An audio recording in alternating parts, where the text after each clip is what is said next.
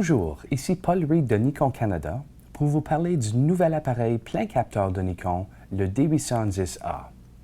C'est une première pour Nikon puisque ce modèle est conçu exclusivement pour l'astrophotographie, vous permettant de capturer des images qui sont normalement prises par NASA. Le filtre optique utilisé dans le D810A est plus sensible aux longueurs d'onde hydrogène alpha, ce qui signifie que les nébuleuses, dont la majorité émettent de la lumière à cette longueur d'onde, apparaîtront beaucoup plus vives.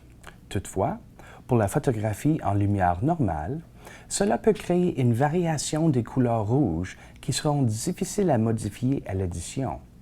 Et c'est pourquoi nous recommandons le D810 au lieu du D810A pour la photographie générale. Le D810A est à son meilleur lorsqu'il est utilisé avec une monture équatoriale qui peut suivre automatiquement le mouvement des étoiles pour des expositions prolongées. Pour démontrer la sensibilité accrue du D810A aux longueurs d'onde hydrogène alpha, voici une photo de la nébuleuse Californie prise avec le D810 puis avec le D810A. Grâce aux nouvelles caractéristiques de transmission de la lumière rouge sur le capteur, le D810A est 4 fois plus sensible que le D810 aux longueurs d'onde H-alpha. À part le filtre optique, il y a d'autres caractéristiques qui différencient le D810A du déjà impressionnant D810. Tout d'abord, il y a un mode d'exposition manuel supplémentaire utilisé spécifiquement pour les longues expositions. Sur tous les autres appareils numériques de Nikon, la vitesse d'obturation maximale qui peut être sélectionnée est de 30 secondes.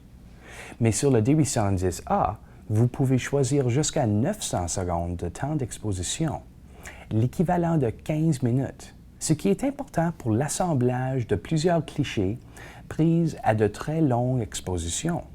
Par exemple, cette image de la nébuleuse de la tête de cheval a été créée en combinant 8 photos, chacune ayant un temps d'exposition de 600 secondes.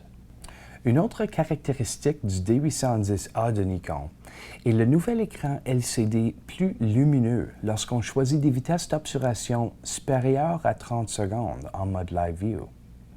Avec un appareil numérique normal, de nombreux astrophotographes trouvaient que l'affichage en mode Live View était trop sombre pour pouvoir bien composer ou faire un focus précis. De sorte que maintenant, lorsque vous utilisez une vitesse d'obturation de plus de 30 secondes, le D810A affichera une image beaucoup plus lumineuse. Il y a aussi un certain nombre de caractéristiques avantageuses pour l'astrophotographie que le D810A partage avec le D810. L'affichage Live View peut être agrandi jusqu'à 23 fois, tout en conservant une haute définition, vous permettant d'effectuer un focus précis sur des très petits objets, tels que des étoiles ou planètes. Un rideau avant à synchronisation électronique pour réduire les vibrations mécaniques internes. Et un excellent capteur de 36 millions de pixels pour des images à très haute résolution, tout en permettant aux photographes la possibilité de photographier à des sensibilités ISO élevées avec un bruit électronique minime. Pour les photographes qui veulent un appareil numérique plein capteur conçu pour l'astrophotographie, le D810A de Nikon est le meilleur choix. Pour en savoir davantage sur le D810A, rendez-vous sur nikon.ca.